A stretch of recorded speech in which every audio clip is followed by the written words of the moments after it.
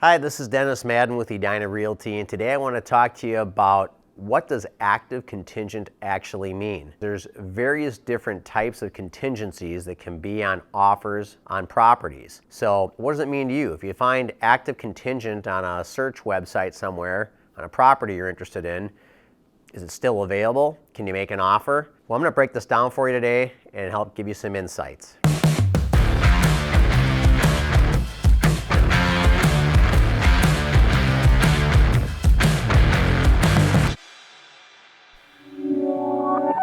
The most common form of contingency is an inspection contingency. Typically, when you find a property that's active contingent, I'd say many times it's contingent on inspection. Now, on the multiple listing service, I can check that for you. If it's a Minnesota property, I can tell you what type of contingency is on that offer.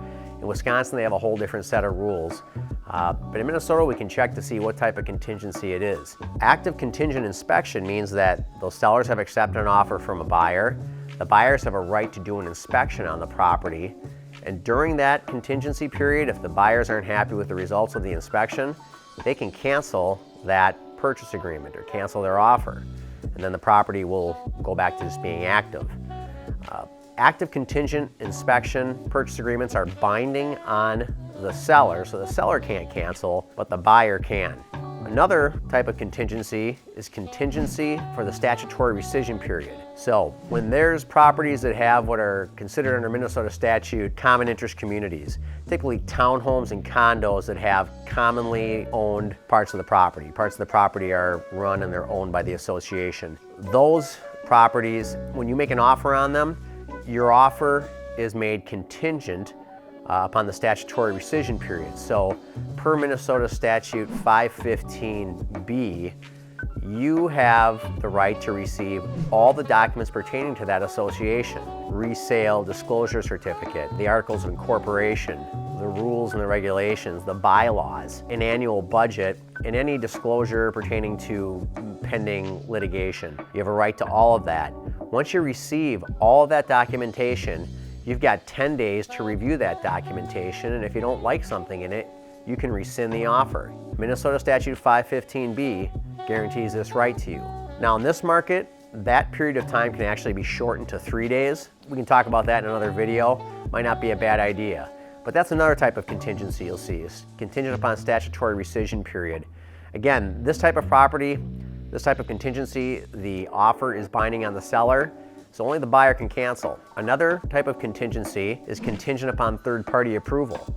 This is typically what you find with a foreclosed property or actually a short sale. The offer, once it's accepted by the seller of the house, then has to be reviewed and approved by a third party, typically a bank. The reason this occurs is the seller is trying to sell the house for less than what they owe the bank, so the bank needs to review it. When you see contingent, it could mean contingent upon third-party approval. Another type of contingency is contingent upon sale of another property. This is an important one to know about, and it's a distinction. It's distinct from the other contingencies we've talked about, because when a property has accepted an offer that's contingent upon the sale of another property, that property is still available. The sellers have the right to cancel that offer and accept another offer if they so choose. Contingent upon sale of another property, what that means is that the sellers have accepted an offer and the buyers have to sell their house and get the proceeds from it before they can successfully close on the purchase of the property.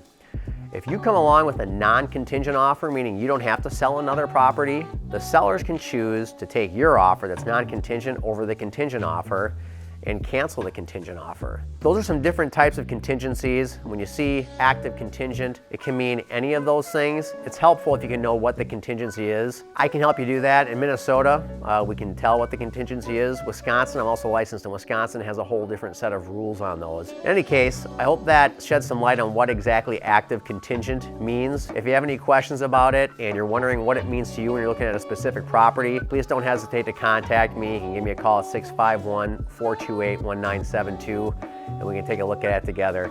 Thanks a lot for watching today, and remember, decide on Den.